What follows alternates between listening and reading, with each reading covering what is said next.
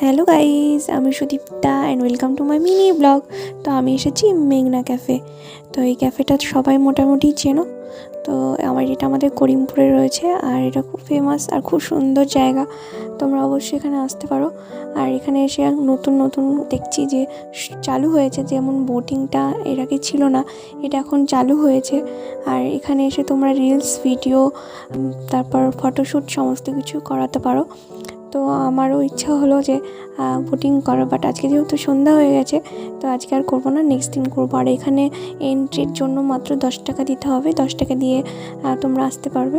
তো এই যে চলে এসেছে আমার প্রাণীর মানুষরা, তো এদের সাথেই আমি একটু এনজয় করব আজকে দিনটা।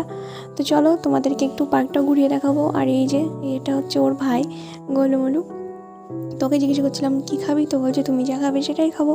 তোকে টেনে টেনে নিয়ে গেলাম, চল তাহলে কী খাবি দেখবি।